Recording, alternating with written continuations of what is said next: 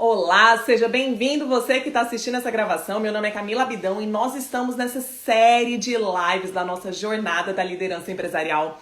Hoje a gente começa uma live com convidados. Minha convidada de hoje é a Laís Assunção. Ela que é sócia fundadora da Estônia Ice Cream Land, junto com o esposo dela, o Bruno Borges. Também já foi a minha cliente, tá bom? E a Laís é minha convidada especial de hoje para a gente falar sobre estratégias empresariais, pontualíssima. Meu Deus, que pontualidade britânica, já tá aí, já chegou. Seja bem-vindo você. Nós vamos falar hoje sobre os principais erros e acertos das estratégias empresariais. E como sempre, pessoal, eu convido você a pegar aí e mandar o aviãozinho pra galera, pra quem você acha que isso pode valer a pena, tá joia? Aquelas pessoas que fazem sentido. A gente vai falar sobre erros e estratégias empresariais. E conforme eu até conversei com a Laís, né? Eu acredito realmente que uma das maiores fontes de aprendizado é por meio da experiência das pessoas. Tá joia? Já vou aqui. Obrigada, Laís, aceitar ela. Bem-vinda, Chara. Quanto tempo? Simone, Dani. Olá! Oiê! Tudo bem? Peraí, deixa eu arrumar minha tela aqui. Arruma aí. Tudo bem? Tudo bom, e você? Obrigada por ter aceitado meu convite. Fiquei tão feliz. A honra é toda minha. Obrigada. Seja bem-vinda. Obrigada mesmo. É isso aí, pessoal. A Laís, aí, essa gatona aí, fundadora da Estônia Ice Cream Land, é uma super líder, super empreendedora. Eu acompanho ela, se você não acompanha, acompanho ela aí no Instagram dela e admiro muito, muito mesmo o trabalho dela. Não só o trabalho, mas a pessoa, né?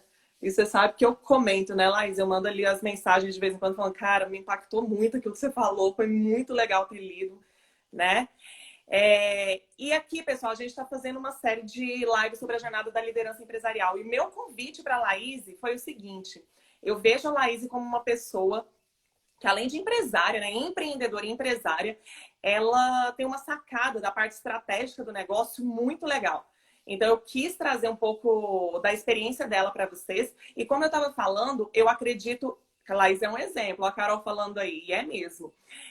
E o que eu entendo hoje é que é justamente a questão do exemplo. A gente se inspirar em pessoas que cometeram erros e acertos e a gente entender a mentalidade por trás dos erros e acertos, né? Porque não sei se você concorda comigo, Laís. É muito fácil alguém apresentar uma fórmula, você vai lá e aplica, mas você não entende nada do que está acontecendo por trás. Se errou, a culpa é da fórmula, né? A culpa é da pessoa que apresentou a fórmula. E na verdade, não. Por trás daquilo tem uma estratégia de negócios, né? Então, para começar, minha amiga, eu quero para quem está chegando aí, você se apresente, né? Diga quem é você, sua história e um pouco do teu negócio.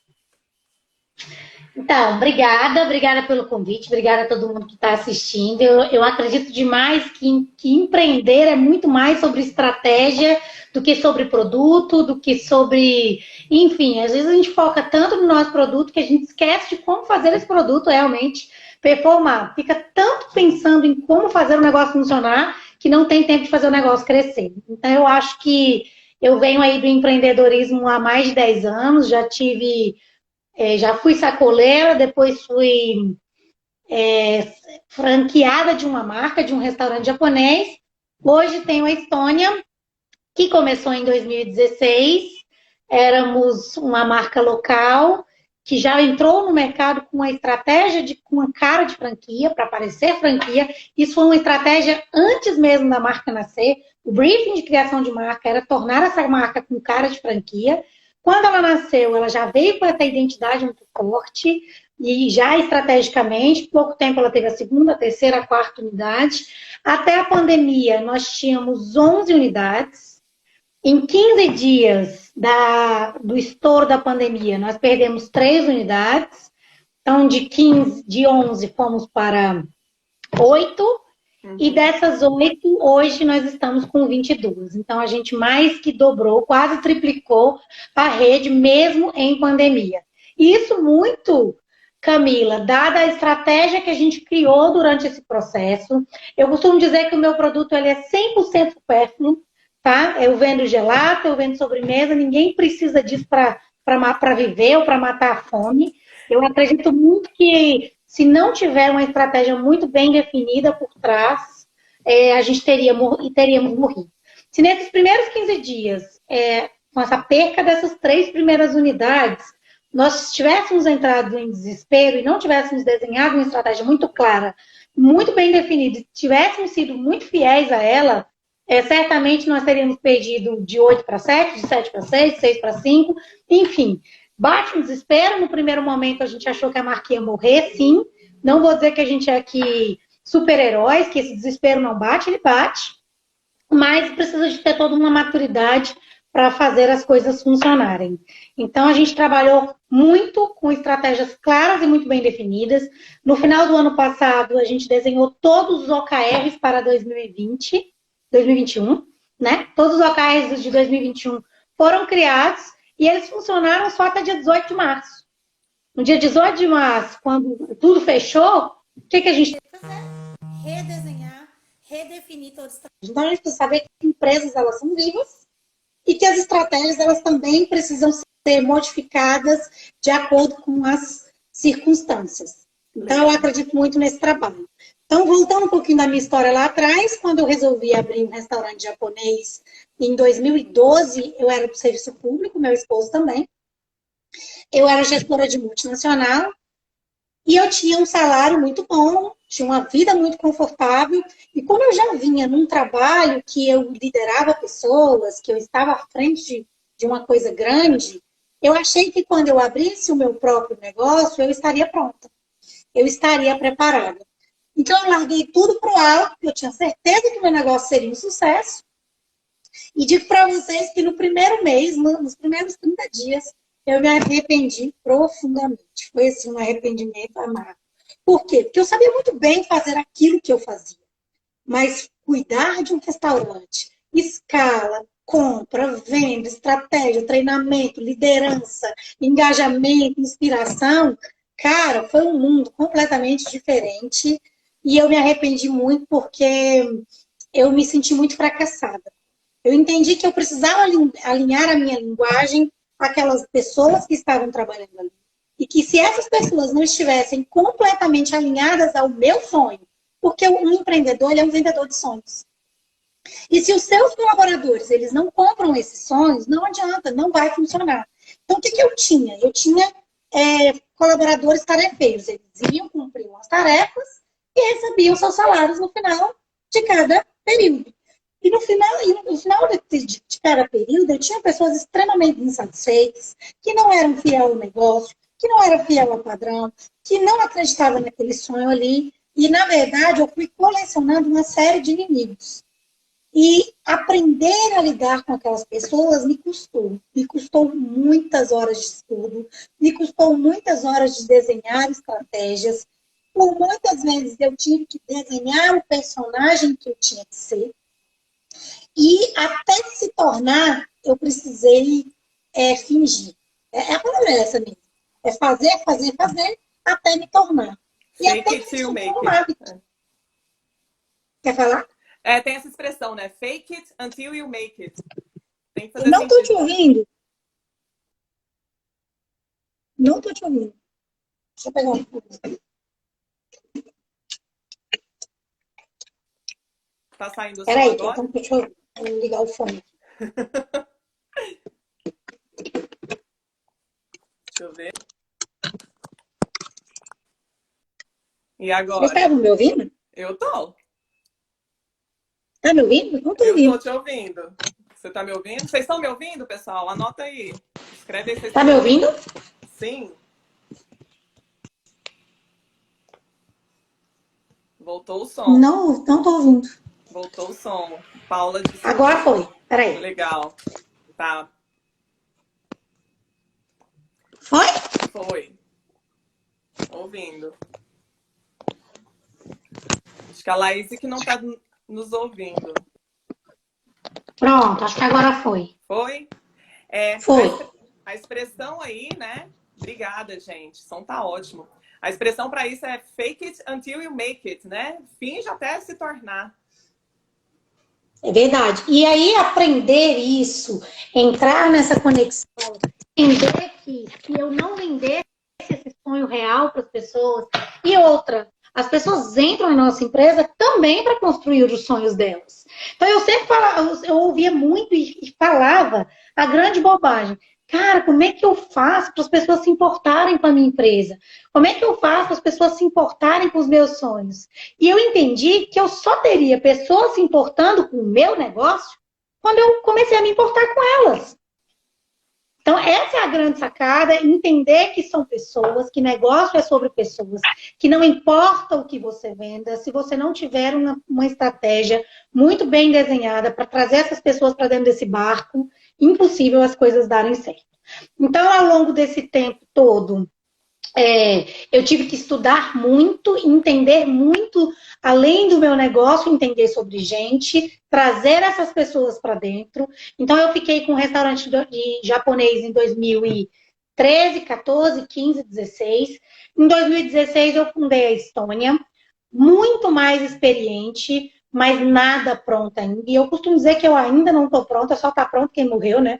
De 2016 para cá, muitas coisas do meu mercado e do mercado de restaurantes mudaram e eu preciso estar o tempo inteiro em conhecimento, em busca de para fazer com que as pessoas.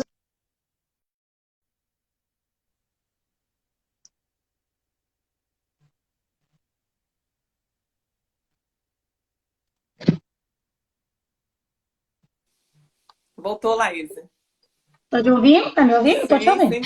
Sim. Então, pronto. Então, no mais, assim, a mensagem que eu mais acredito é que se você fizer coisas aleatórias e estratégias, Camila, é muito sobre dizer não também, sabe? Esse tempo todo a gente está aqui falando sobre pessoas e a gente tem que aprender que nem todo negócio é pra gente. Eu já tive aqui milhares de oportunidades que eu disse sim, no intuito de querer abraçar o mundo, no intuito de, cara, não posso perder essa oportunidade, vai ser muito bom para a empresa, vai ser muito bom para a marca. E foi um grande tiro no pé. Eu acho que a gente tem que desenhar a estratégia, claro que ela é viva, claro que ela é maleável, mas buscar ao máximo seguir. E se precisar mudar, mudar também estrategicamente, né? Sim. Uma coisa que, algumas máximas que você está colocando aí. Primeira coisa, o mito do empreendedorismo, né? Aquele negócio que você acha que vai ser muito fácil, que você tem uma experiência prévia e que essa experiência ela é aplicável em todos os contextos. Eu acho que só o fato de você ter uma franquia, você já vê que não é porque ela deu certo em um lugar, significa que necessariamente ela vai dar certo em uma outra cidade, uma outra região, de outra forma. Porque cada região ela tem sua especificidade. As estratégias para cada lugar, ela é específica, né? Então, assim, se isso funciona para uma unidade franqueada, que você tem um modelo de negócio formatado. Eu falo isso que eu já tive franquia, a gente, nossa, bombou aqui, vai bombar ali também. Não necessariamente, né? O público é diferente, a aceitação não necessariamente é diferente, vai ser igual. O ponto não é o mesmo, as pessoas que vão trabalhar lá dentro não são as mesmas, por mais que a gente mantenha padrões. Então, se isso altera num processo padrão, imagina com a gente. Eu falo isso porque eu também tive isso. Puxa, você empreender no negócio de outra pessoa é muito mais fácil do que você ter seu próprio negócio, especialmente começando do zero, né? Para a franquia é mais fácil que você já pega um modelo que já teve vários erros e acertos e você vai lá e só segue aquele padrão e ajusta ele conforme a tua realidade. Mas começar do zero, minha amiga, primeira coisa é isso. E a segunda é o que você falou dos OKRs, né? Tem gente que nos segue aqui, eu só quero falar o que é o OKR. Objectives and Key Results. Né? Você traça ali os objetivos, né? Objetivos para áreas, objetivos para a empresa e os indicadores chaves indicando se aquele objetivo ele vai ser atingido ou não. Né? Então, isso aí a parte de administração, a galera é muito usado para startup, né? Então, o pessoal está fazendo isso de uma forma muito mais rápida. Agora, Laís, eu quero conversar com você, é o seguinte, eu queria um pouquinho da sua experiência, você compartilhar com a galera aí. Por exemplo, primeira coisa, qual a estratégia? Como que você falou que na Estônia você já abriu a Estônia pensando em franquia. Como é que abriu uma marca pensando em franqueá-la? Quais são os entendimentos? O que está por trás disso para você já pensar em abrir um negócio para franquear?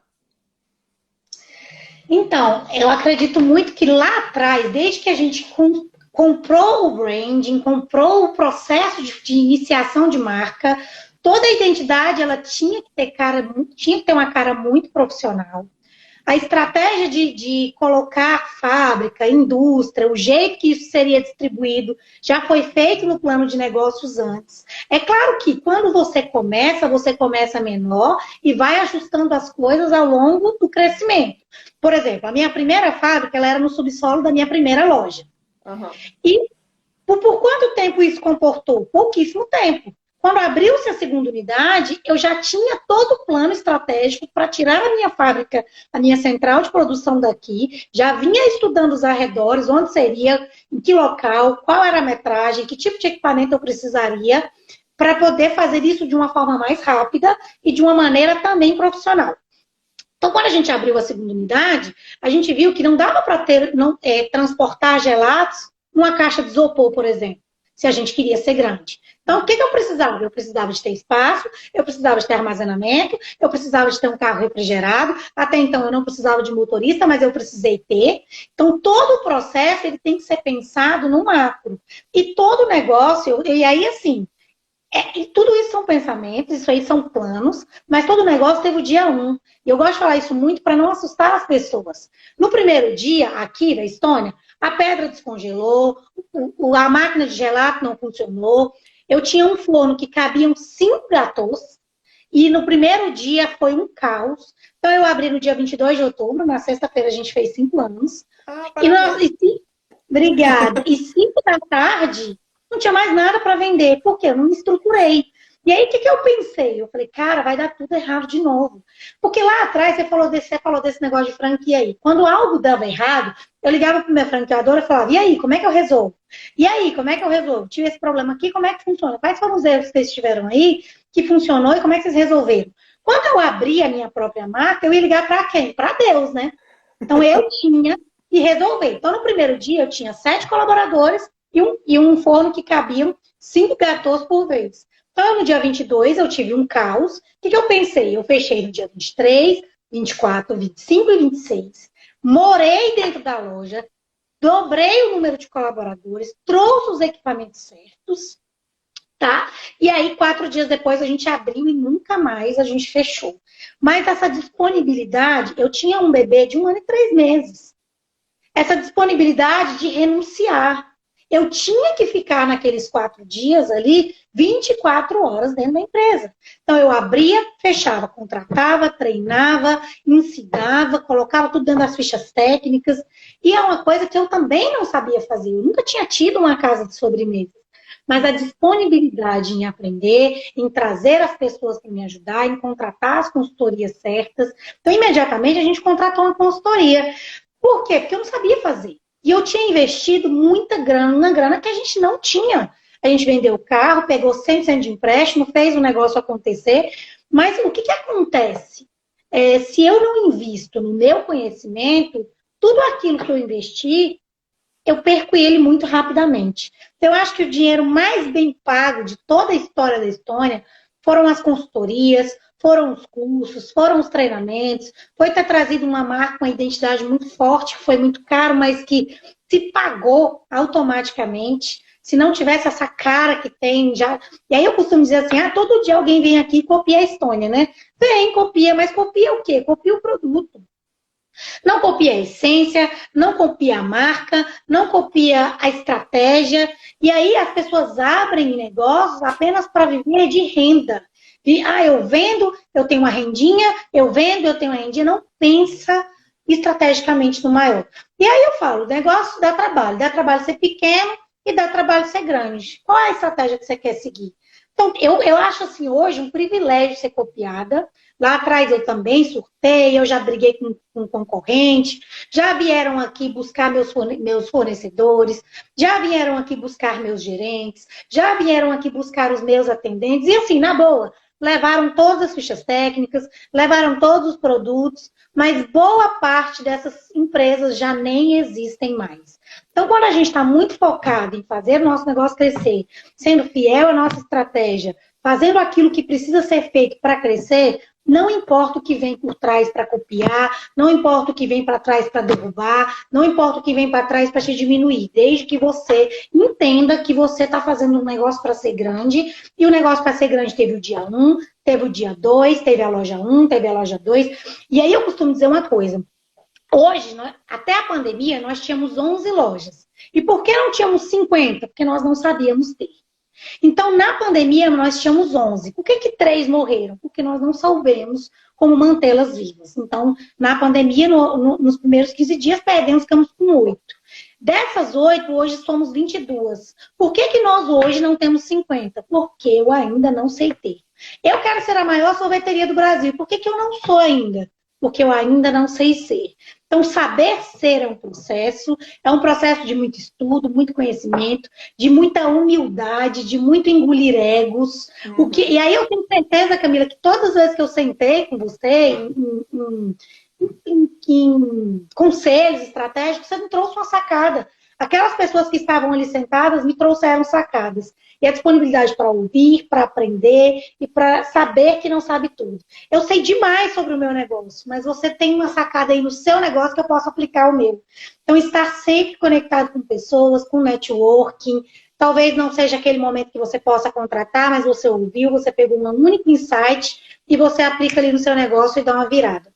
As pessoas me perguntam demais, Laís, qual é o livro? Cara, eu já li mais de 50 livros. Qual é o curso? Eu tenho uma parede aqui, eu vou mostrar para vocês, ó. Que só, isso aqui é só de cursos que eu fiz em 2019, que foram os presenciais, que foram quando eu consegui, quando eu me atentei a guardar os crachazinhos. Porque antes disso, tiveram vários outros. Então, assim, o conhecimento, cara, não tem linha de chegada. Eu continuo tendo que ligar para Deus, eu continuo tendo que correr atrás de aprender, mas quando eu tenho parceiros, quando eu tenho consultores, quando eu tenho colegas dentro do setor, até fora do meu setor, que aprendem, que fazem, eu tenho que ficar ali com o olho ligado o tempo inteiro.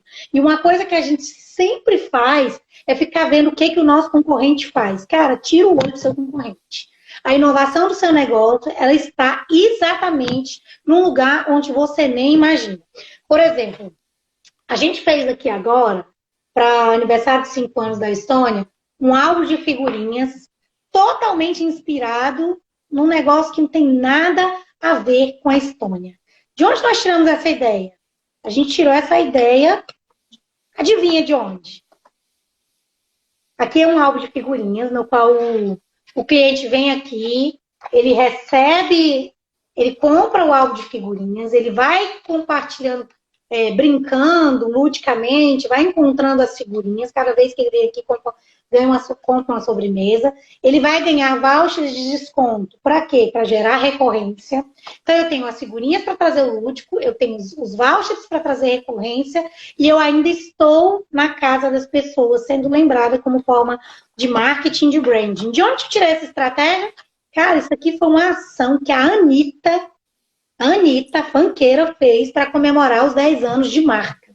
Então, quando a gente está muito olhando o que o meu vizinho fez, o que a Häagen-Dazs fez nos 10 anos de marca, não interessa, ela é do meu setor. Eu olho para outros setores e vejo como eu consigo adaptar o meu negócio. Mas as pessoas, elas são muito preconceituosas. Cara, o que a Anitta tem para me ensinar? Cara, a mulher é milionária, tem vários negócios. Chegou aonde eu sequer pisei ainda, com certeza ela tem algo para me ensinar. Então, a gente tem demais que ficar ligado em estratégias que estão completamente fora dos nossos mercados, pensar fora da caixa e trazer essas estratégias para dentro. Sensacional. Cara, uma das coisas que você colocou aí, que é o que virou um mantra meu, Laís, é o seguinte: empresas são feitas de pessoas. Pessoas, né? Desde o início do teu negócio, até tudo que você falou aqui, se eu tivesse contado, acho que teria dado mais de entre 10 e 15 vezes você falando sobre pessoas, né? Trazer pessoas, quando você se interessou por pessoas, as pessoas passaram a se interessar pelo seu negócio, né? Porque, genuinamente, eu acho que a gente se interessa pelos sonhos delas e aí os sonhos delas começam a se tornar, podem ser atingidos quando os nossos sonhos são atingidos, né? Da empresa. Eu acho que essa é uma das estratégias mais inteligentes que a gente faz dentro de uma empresa, é fazer essa conversão dos sonhos dos nossos colaboradores com os sonhos da empresa. Todo mundo cresce junto. É uma coisa que o empresário deixa passar ainda muito de lado, sem entender que não tem como o teu cliente, que hoje é fãzão da Estônia, amar a Estônia, se o teu colaborador não amar. Imagina, você chega lá, poxa, quero comprar um gelato, tá o cara de cara amarrada, né? Tá o cara de cara feia, emburrado, detesta trabalhar ali. Ele não tem como, né? Esse é o efeito Disney, né? O efeito uau, ele desaparece, porque as pessoas não querem estar. A gente compra de quem a gente gosta, a gente compra de lugares onde a gente tem boas experiências. E como você falou, gelato é algo totalmente supérfluo, não é um item de essência, de necessidade. E pessoas, eu creio que assim, uma das coisas que a gente precisa amplificar o conceito de pessoas dentro dos nossos negócios, que a pandemia ampliou isso mais, já era feito, mas eu acho que amplificou, é o conceito de que quem trabalha para a gente não é só colaborador. Prestador de serviço, parceiros estratégicos, você falou sobre os conselhos empresariais, tudo isso são pessoas. E quando as pessoas se comprometem com a gente, comprometem com o nosso negócio, elas podem trazer insights que são necessários. Então, uma das estratégias de expansão que eu falo para a galera é justamente essa, você se associar com as pessoas corretas, né? Um dos exemplos, até na época que eu estava no Sushi Louco, que a gente também tinha lá no início da empresa, né, tinha que fazer a divulgação. E um dos grandes desafios nossos de fazer a divulgação é porque é o seguinte, na época que ainda fazia panfletagem em carro, hoje você não sai pegando panfleto, né? O povo ficou com medo do Covid, não sai pegando. Mas lá naquela época a gente fazia, e tinha uma lojinha lá no Deck Norte. Tem até hoje a loja lá, só que a gente tinha o quiosque. E eu era gerente de marketing na época, né? Eu falei assim, cara, como é que eu vou fazer para divulgar que existe uma loja de um restaurante de comida japonesa e fazer, não só divulgar, mas fazer com que essas pessoas venham para cá.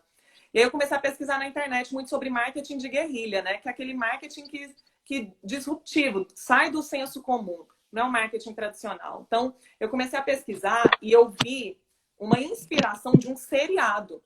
Um seriado que tinha escaravelhos, que as pessoas ficavam procurando, eram assassinatos e tal. E como é que eles divulgaram esse seriado? Eles pegaram esses escaravelhos, acho que foi em Nova York, e eles saíram pregando em paradas de ônibus, no chão, com adesivo. Então você ia passando, de repente, tinha lá um escaravelho, né? Tinha um besourão gigante lá. E aí depois tinha a divulgação, olha, seriado tal, assista. Eu falei assim, cara, eu vou fazer uma coisa parecida, olha só. E ainda eu fui, falei assim, cara, o que eu vou fazer? Tem os hashis, que são aqueles palitinhos, né? Que a gente come comida japonesa. Tem as embalagens dos hashis. Eu falei assim, por que eu não posso usar essa embalagem como panfleto? Vou usar esse negócio como panfleto.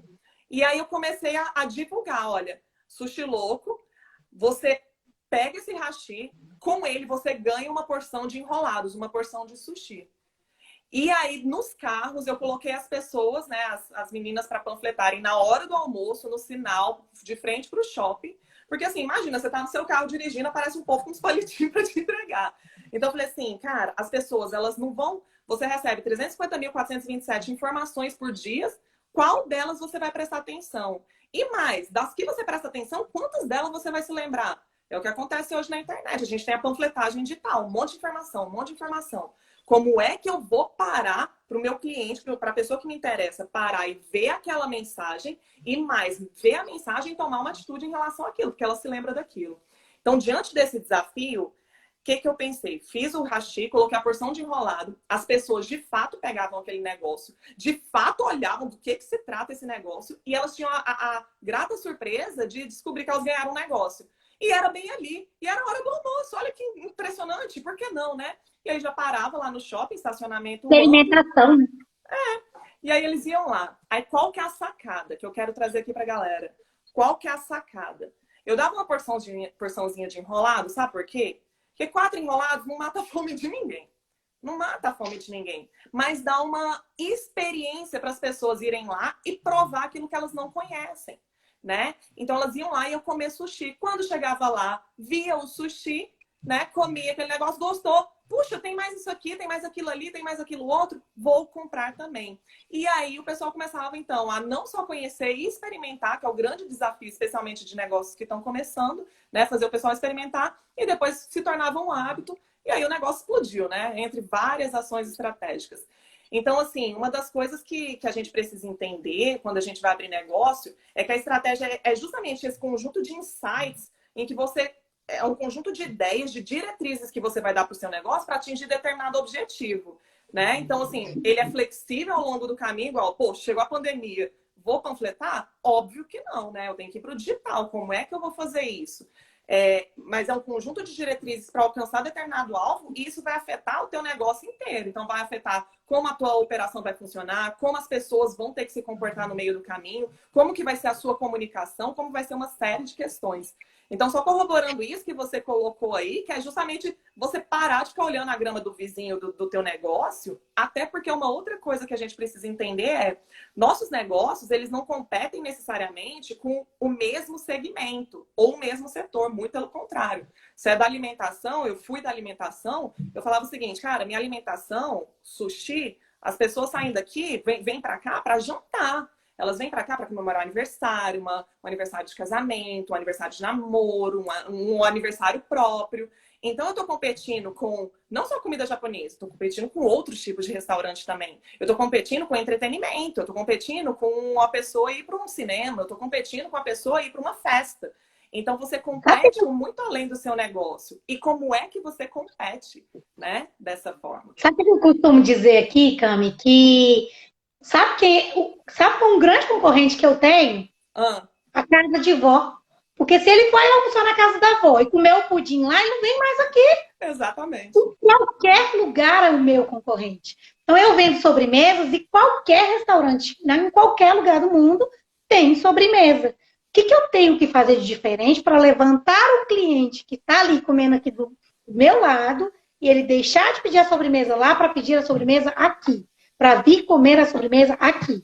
O que eu faço para a família que vai almoçar na casa da avó e ao invés de comer o pudim lá ou levar a sobremesa para comer lá, trazer toda a família, gente, vamos passar a tarde lá na Estônia? Então, são estratégias que são desenhadas. E deixa eu falar um pouquinho, você falou um exemplo fenomenal aí que você fez de estratégia de marketing, deixa eu compartilhar uma história reversa que aconteceu comigo.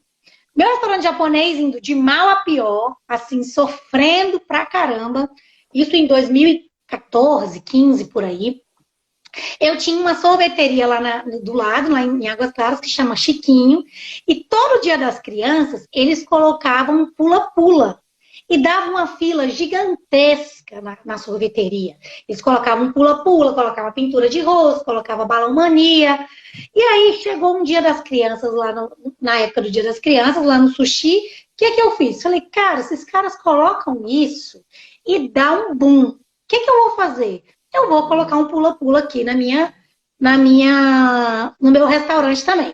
E aí eu desenhei a minha estratégia. O que eu fiz? Eu liguei para uma empresa de brinquedo, coloquei um pula-pula na frente da minha loja, às 14 horas. Então, ele ficava por 4 horas. Ele entrou lá às 14, entrou 14, né? 15, 14, 15, 16, 17. Então, ele ficou de 14 às 17 na frente da minha loja.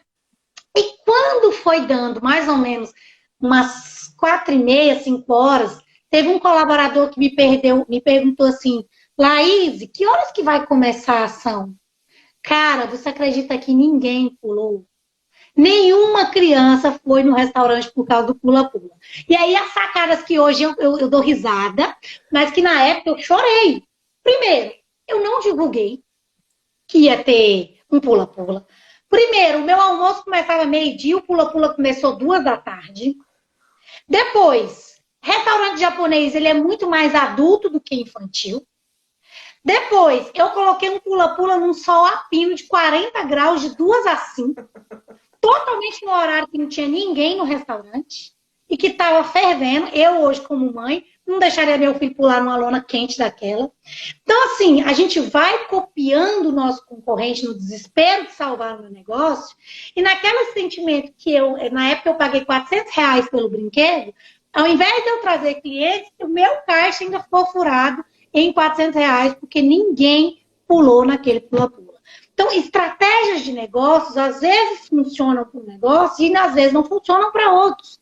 E às vezes eu fico copiando o meu vizinho, querendo ter aquilo que ele tem, sem sequer pensar no meu modelo de negócios, e aí eu dou um grande tiro no pé. Hoje eu dou risada e conto isso como um grande aprendizado, mas na época fez uma absurda diferença no meu caixa, me deu uma frustração enorme, porque eu achava que eu realmente não sabia fazer o negócio. E todas as vezes que eu fico só olhando o que o meu coleguinha está fazendo e não tiro o melhor para o meu negócio, por que eu não coloquei no meu melhor horário? Por que eu não fui avisando os meus clientes 15 dias antes, meus clientes que já eram recorrentes, que tinham filhos, na época não tinha rede social como tem agora, mas sei lá, fizesse uma panfletagem, não sei, mas fiz tudo errado. Então, fazer o que o meu colega faz não vai funcionar para o meu negócio sempre, né? Sem dúvida. É aquilo que a gente estava falando desde o início também, né? Eu creio que uma das grandes sacadas, e eu estou lendo um livro agora que é do Dale Carnegie, que é o Como Evitar Problemas e Começar a Viver. E uma das coisas que ele fala é justamente da gente ficar querendo copiar pessoas, né? Copiar estratégias. Porque negócio, gente, empresa, a máquina de fazer o gelato, o forno, a estrutura, tudo aquilo existe por causa de uma pessoa que realizou aquilo. Né? Então, assim, empresas são pessoas. Se não tiver as pessoas, não existe nem esse modelo. Então, isso é a expressão de ideias de pessoas, né? Pessoas que trabalham lá foram contratadas, treinadas, e cada uma tem a sua essência na hora de entregar as coisas para as pessoas, para servir as pessoas. Então, são pessoas. E se a gente não colocar a nossa identidade, tipo assim, já existe aquele modelo em outro lugar, já existe uma pessoa como aquela. Se a gente for cópia, a gente é uma cópia barata. As pessoas já tiveram uma experiência positiva com determinada coisa, elas querem daquele jeito. Agora, vir até nós e a gente fazer igual, e literalmente igual, não vai funcionar. E aí, o que eu entendo que quando a gente vai se inspirar em outras estratégias, é justamente isso, é inspiração, é a tal da modelagem, né? É você olhar e falar assim, de que forma aquele entendimento, que ele botou ali um bando de brinquedos para crianças, o que eu poderia fazer? O que as crianças poderiam se interessar para o meu negócio? De que forma eu poderia adaptar essa mesma ideia para o meu negócio? Acho que a pergunta que tem que ser feita, e muitas pessoas não fazem, simplesmente ficam copiando, né? Eu estou fazendo lançamento agora. Das loucuras que eu tenho é quando as pessoas querem me colocar em caixinha, porque você tem que falar assim. Eu falo, não, mas eu falo assim. Eu falo assim, eu sou desse jeito. E quando a pessoa me conversar, ela vai conversar comigo desse jeito. Eu não posso ficar fingindo. Entende? Então, assim, não dá pra gente ficar copiando o concorrente. É terrível isso. As pessoas não querem uma coisa chinesa ou paraguaia, né? As pessoas querem você. E o que você tem para oferecer é único, né? Então, assim, de fato, a gente pode sim se inspirar nos melhores modelos, mas jamais copiar, né? E Laís, assim, hoje, dentro de gestão de pessoas, o que você entende hoje? O que você tem feito, que tem dado certo, que você pode contribuir aí também e compartilhar com a galera? O que você tem investido mais? Treinamento. Treinamento. Não existe ninguém pronto. E todas as vezes que você vá para o mercado para buscar alguém pronto, você vai se frustrar, você vai se decepcionar. Cada empresa que a pessoa trabalha, ela tem uma identidade única, isso que você estava dizendo mesmo. Cada jeito de servir, cada jeito de falar. Então, não se cansar de treinar. Ah, mas eu já falei isso 1000 vezes. Fala 2000. Já falei 2000 vezes. Fala 50.000 vezes. Treinar, treinar, treinar, sem se cansar. Ser realmente um líder, ser uma referência, ser um exemplo, ser uma inspiração. Isso não significa que você não vai frustrar as pessoas, vai. Vão ter dias que as pessoas vão estar contra, vão jogar contra, mas no frigir dos ovos, a grande maioria das vezes, as pessoas têm que comprar o seu sonho, comprar a sua ideia. E eu digo que antes da pessoa se demitir da empresa, ela se demite do líder, né? Muitas vezes acontecem coisas aqui na empresa, no final de semana, que um colaborador chega para mim e fala assim, Laís, eu só vim por sua causa, porque eu fiquei muito chateada por isso, por aquilo outro. Cara, isso para mim é um feedback enorme, porque se a pessoa veio por minha causa, de alguma maneira ela tem uma referência em mim. Então, por mais que ela estivesse chateada, eu tenho que continuar sendo essa referência. E acreditar em pessoas, a gente tem que parar com esse princípio de que até que me prova o contrário, todo mundo é mal. A gente que até que me prova o contrário, todo mundo é bom. Até que me prova o contrário, todo mundo pode aprender. E nada é óbvio, tem que ensinar, tem que ter disposição, tem que sentar, conversar, dar feedback, não se cansar desse movimento, porque as pessoas elas querem ser ouvidas. Elas só vão falar, elas só vão vender, elas só vão se engajar a partir do momento em que elas se sentirem amadas, que elas se sentirem ouvidas, que elas se sentirem compreendidas. Uma coisa que eu faço aqui, que eu acho que funciona demais, é que cada colaborador aqui tem direito a uma sobremesa do mês. Qual? A que quiser. Ele vem com a família, com o pai, com a mãe, com o namorado, com amigas. Num dia específico, eles escolhem, geralmente no dia da folga, não pode estar uniformizado. Esse colaborador, ele passa pelo caixa, ele é atendido como cliente, ele escolhe a sobremesa como cliente, ele senta na mesa como cliente e vive a experiência que ele vende todos os dias. Como é que eu quero que um colaborador que vende roupas venda aquela roupa se ele nunca teve a sensação de vestir uma roupa? Se ele nunca teve a sensação de poder comer daquele produto? Se ele nunca teve a sensação de trazer o pai, a mãe, o irmão, o namorado, falar, cara, olha a empresa que eu trabalho e sentir orgulho disso. Então, mas o meu negócio não dá para fazer isso. Claro, todo negócio dá. Todo negócio dá. Se você vende pneu de bicicleta, dá. Faça algo que dê para a pessoa se sentir especial, para ela se sentir importante, para ela se sentir única. E através disso, você junta uma série de fatores que eles compartilham conosco, de experiências que eles viveram e que coisas que dão certo e coisas que não dão.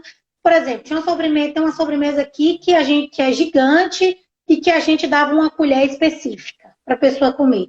E aí, quando esse colaborador veio, sentou, comeu, ele falou, cara, não funciona com essa colher. Toda vez que a gente come, a colher entorta. Então, a gente entendeu que foi um grande aprendizado. Quanto custou isso? Qual consultoria me traria isso? Eu acredito que nenhum. Quantos clientes ficaram insatisfeitos com isso? Quantos? Muitos. Quantos reportaram? Até naquele momento, nenhum. Então, muitas vezes, o cliente ele é insatisfeito, ele não reporta e ele não volta. E o cliente que ele reporta, ele te ensina. E o colaborador, mais ainda, ele vive a experiência na pele. Uma coisa muito bacana que aconteceu comigo aqui no ano passado, foi na época do Dia das Mães, da pandemia, que a gente inventou uma cesta de café da manhã, que a gente não tinha até então, e precisava fazer caixa na empresa, e a gente inventou uma cesta de café da manhã. E aí eu fiz todo o treinamento, como embalava, como servia, como vendia, como passava o processo de WhatsApp, como ia ser no iFood, como ia ser as entregas, tudo redondinho.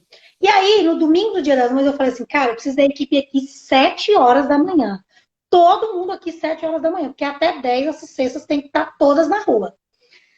E aí, quando eu olhei nas câmeras, 6h30 da manhã, a equipe estava toda aqui dentro da loja. Pegaram carona uns com os outros, e aí estava todo mundo aqui dentro da loja, e eu fiquei assim, chocada. Porque quando eu cheguei aqui, mais ou menos eram umas 7h15, estava tudo muito encaminhado. E antes das 9, a gente conseguiu fazer a tiragem de todas as cestas. Foram 120 cestas. Para a nossa primeira experiência, eu achei sensacional. E tudo isso ligado ao engajamento.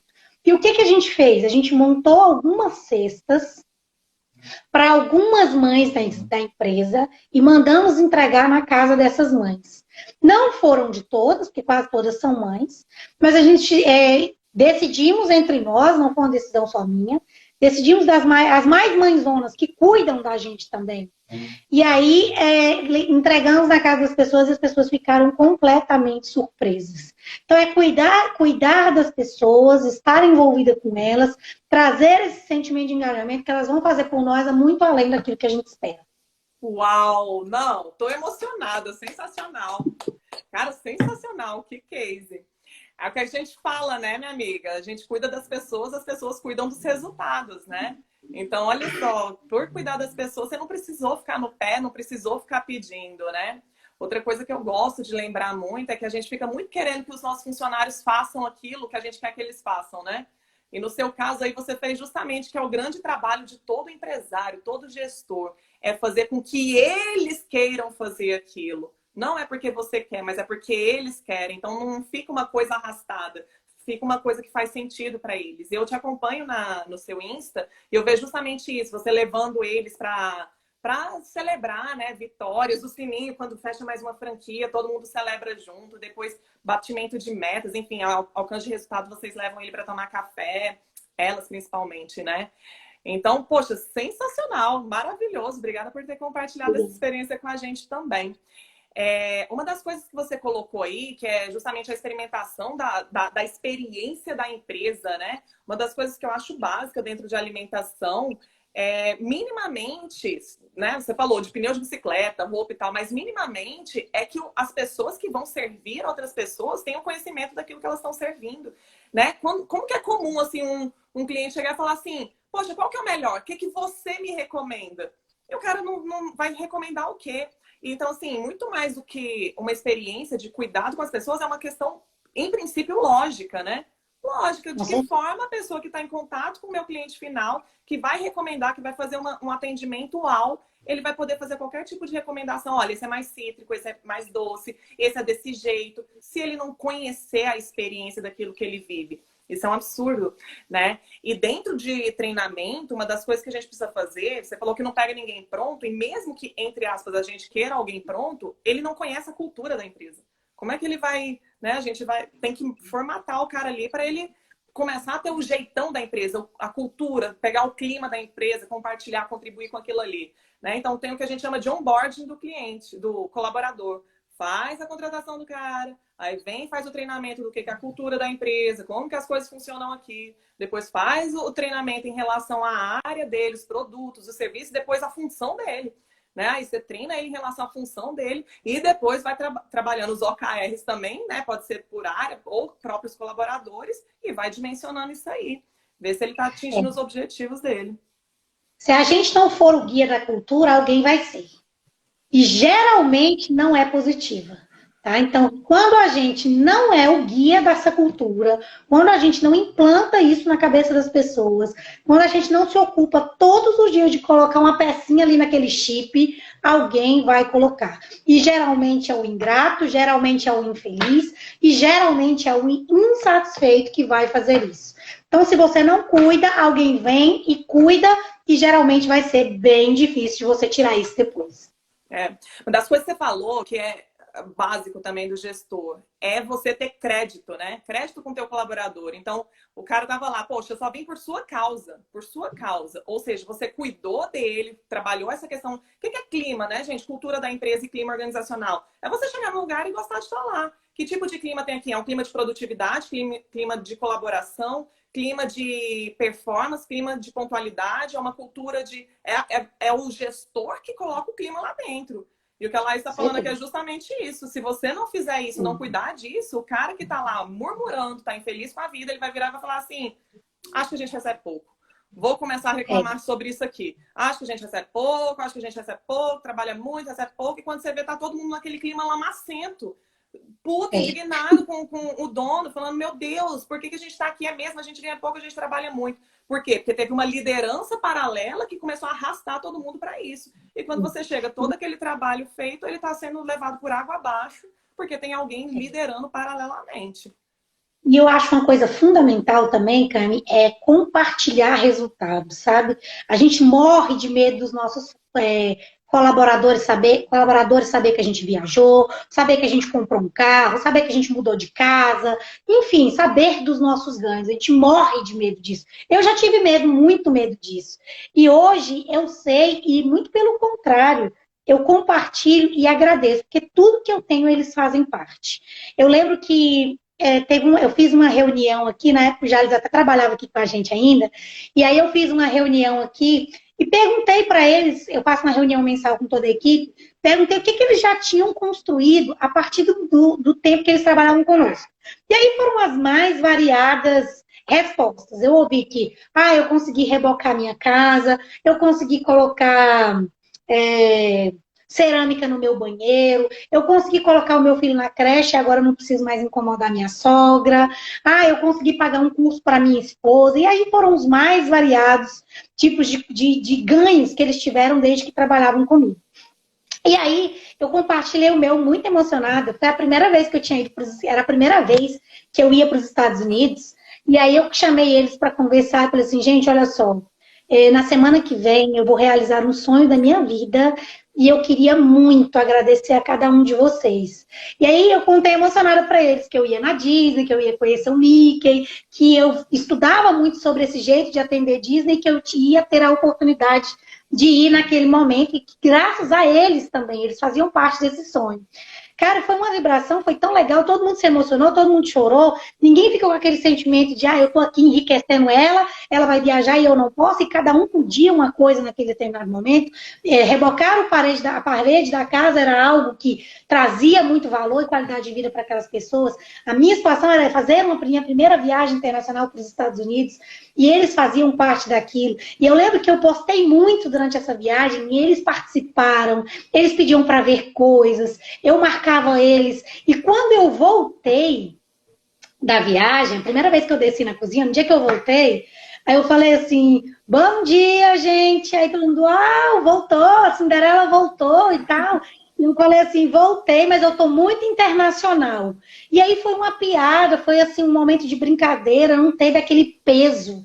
Então, assim, a gente compartilhar os nossos ganhos, essa história do sino, as pessoas viverem aquele momento, não é que a empresa está ficando milionária, mas eu estou trabalhando numa empresa que está crescendo, numa empresa que vai poder me ajudar a crescer também, vão vir outras áreas para mim, outras demandas para mim, compartilhar esses ganhos é fundamental. E eu sempre digo aqui, gente, você quer ter os meus benefícios, também assuma uma quantidade de responsabilidades que eu assumo. Esteja disposto a isso. E eu sempre crio aqui empreendedores. Eu estou aqui numa escola de empreendedorismo. Todo mundo que está aqui está de passagem, todo mundo que está aqui está numa ponte. E eu espero que essa passagem aqui seja uma passagem de construção, de grandes aprendizados, e que eles vão para o outro lado da ponte muito melhores do que saíram daqui. Eu sempre falo que eu fico muito triste, muito chateado quando um atendente aqui, ou um caixa daqui, sai daqui para ser um atendente do meu colega aqui, do meu vizinho. Que ele vai fazer a mesma coisa, vai ganhar o mesmo tanto, e naquele momento eu falhei como gestora. Quando ele sai daqui para algo maior, eu cumpri a minha missão na vida deles. Uau! Minha amiga, uma das coisas que eu faço dentro de gestão é o seguinte, essa coisa da visão, né, que você está colocando aí. Eu faço o dia da visão. Como que funciona para ter esse engajamento? Eu tenho as visões para os negócios, né, tem uma visão de futuro, mas não necessariamente o colaborador tem. E aí eu crio um dia e falo assim, gente, vamos lá, onde vocês acham que a empresa pode chegar? E aí eu pego o flipchart, né, e a gente literalmente desenha. Começa a desenhar, dá para fazer isso, a gente vai para tais lugares, dá para conhecer tais pessoas, eu acho que a gente pode atender determinados tipos de clientes, etc. E a gente vai começando a desenhar. E aí eu falo assim, e qual é o seu sonho pessoal? Qual é o seu sonho pessoal? Aí o povo começa. Poxa, eu quero fazer isso na minha vida, eu quero quero viajar ao mundo, quero fazer isso, quero fazer aquilo. Começa a colocar os próprios sonhos pessoais. Aí legal. Pô, show de bola. Então você tem seus sonhos pessoais e a gente pode chegar até esse lugar na empresa. E onde você acha que, na medida em que a empresa vai crescendo, onde é que você pode estar na empresa? Onde você se imagina? Aí as pessoas começam a colocar, poxa, eu vou ser gerente regional, eu vou ser diretor tal, eu vou ser tal lugar, eu vou ser dono da unidade tal. E começa a ter essa visão de crescimento. E aí depois disso eu falo assim, e o que é que você precisa fazer, que tipo de pessoa você precisa se tornar para que esse sonho, a gente chegue nesse sonho. E você realize os seus também. Então, dentro disso tudo, são algumas das estratégias que a gente vai fazendo ao longo do caminho aí, para que o pessoal também consiga se enxergar o alcance dos sonhos pessoais com o alcance dos sonhos das empresas, né? Então, assim, eles têm uma perspectiva de crescimento, seja dentro da empresa, como você colocou, uma ponte. Eu acho que a grande sacada nisso tudo é o que a gente colocou lá no início, que você colocou lá no início, né? É de não ser egoísta. A gente parar, entender que o nosso papel é servir antes das pessoas que estão dentro, fazendo o trabalho com a gente, para a gente também servir melhor quem está fora, que são os nossos clientes, né? Acho que tudo tem a ver justamente com serviço. Uma coisa que eu falo assim, gente, empresa vende produtos e serviços. Eu acho que isso aí deveria ter dado um clique na galera para falar assim, é servir. Servir, o nosso trabalho é servir cada vez melhor, cada vez mais, né? Com o máximo que a gente puder. Laís, deixa eu te falar, para a gente terminar aqui, minha amiga, eu queria saber assim, de hoje, você com a tua experiência de hoje, com tudo que você passou aí de certo e errado, o que você fez de acertos e erros, você olha lá para o início da tua jornada, você olha lá para o início, que conselho você se daria? Eu teria sido menos egocêntrica, menos centralizadora, teria sido muito mais dependente de outras pessoas, parar de querer ter o controle sobre tudo. E o conselho que eu me dou é que nunca termina. A jornada do conhecimento, ela nunca termina. Então, eu ainda preciso cuidar do meu ego, eu ainda preciso cuidar da minha área centralizadora. Claro que hoje muito menos do que ontem, claro que ontem muito menos do que há 2, 3, 4 anos atrás, mas é continuar na busca constante pelo conhecimento, ter a certeza que eu não sei tudo, ter a certeza que ainda nem começou, a jornada ainda nem começou. Eu sempre falo que o melhor ainda está por vir, estar mesmo. E o melhor estar por vir não é a ausência de problemas, não é a ausência de crises, não é a ausência de unidades que irão fechar. Isso vai acontecer, isso acontece dentro do mundo dos negócios. Mas é estar disposta com toda a humildade do mundo para aprender aquilo que eu ainda não sei. Uau! Uau, uau, uau! Nossa, sensacional, minha amiga! Cara, que privilégio falar contigo, viu? Que privilégio! Quanta história, quanto aprendizado! Quanto aprendizado. Te agradeço muito, viu, Laís? Espero que o pessoal também tenha gostado. Foi muita gente, muito comentário aqui, eu nem consegui acompanhar. Maravilhoso, crescer juntos. José Carlos, Giuseppe batendo palmas. Manuel, meu Deus, quanto aprendizado, gratidão. Lívia, se você não cuida, alguém cuida. Vem e cuida é igual relacionamento amoroso. É verdade. É desse jeito. Então é isso, pessoal. Essa é a Laís Assunção. Quem não conhece o Instagram dela, passa lá. É muito conteúdo de qualidade, conhecer a vida dela. Ela recentemente compartilhou lá, inclusive, né? Vida real, empreendedorismo real, né, Laís? Não é bonitinho, não é de palco, não. É a vida como ela é. Vocês vão aprender muito com ela, tá bom? Então eu te agradeço, minha amiga. Fica com Deus. Excelente dia para você. Te admiro muito, te acho uma super mulher. Não é de hoje, já de muito tempo que eu vejo você crescendo, vejo você fazendo diferença no meio de homens e mulheres. Não é menor por isso ou por aquilo outro. E eu adoro estar conectada com pessoas que fazem a vida acontecer. Obrigada, Cami. Obrigada. Um beijo. Um beijo. Tchau, tchau. Tchau. É isso, pessoal. Foi um privilégio muito grande falar com a Laís, né, galera? E hoje eu ainda não acabou, viu? Hoje, às 19 horas, eu vou trazer uma outra empreendedora que é fera. Hoje ela trabalha pertinho com a Cris Arcangeli. Se vocês gostam da Cris, eu amo a Cris em termos de inovação e empreendedorismo. É a Valesca de Lima, às 19 horas aqui no meu Instagram. Então eu convido você. A gente vai falar sobre liderança para vender mais. Ela é expert, ela é muito fera em questão de vendas. Beleza? Então te espero hoje às 19 horas também. Até mais tarde. Fui!